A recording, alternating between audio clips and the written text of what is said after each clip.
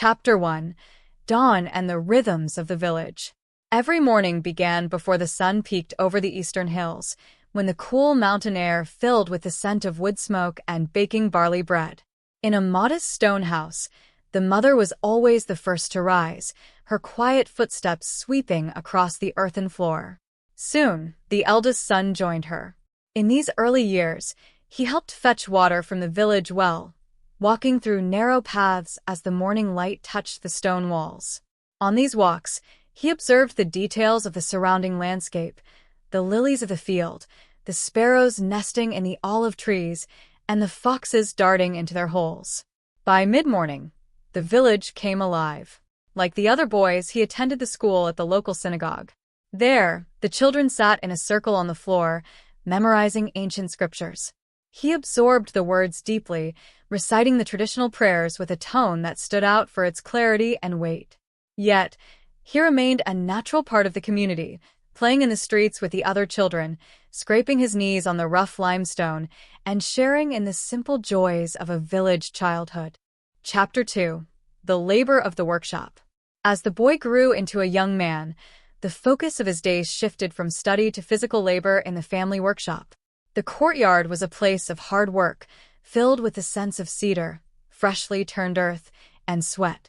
He trained as a builder and craftsman, working with wood, stone, and iron.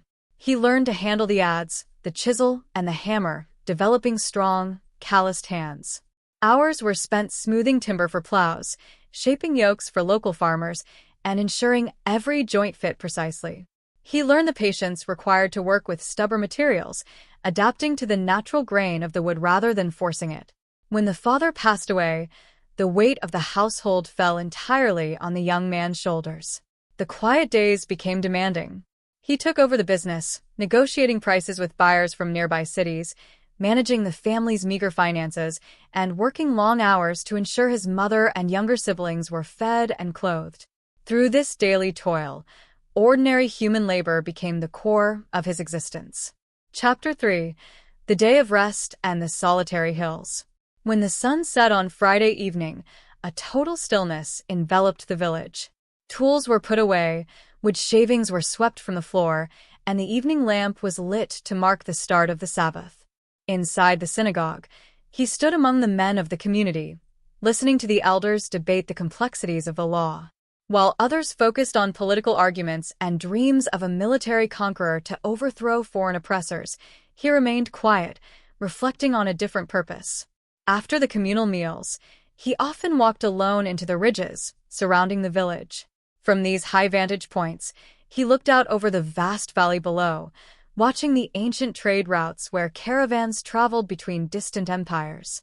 Under the stars, he spent hours in deep, solitary meditation, finding the internal strength and clarity needed to sustain his responsibilities.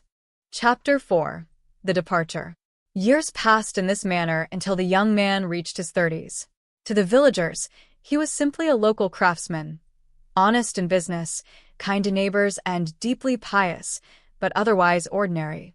Eventually, news began to filter into the hills about a movement taking place in the wilderness near the river, where a prophet was gathering crowds and calling for a spiritual awakening.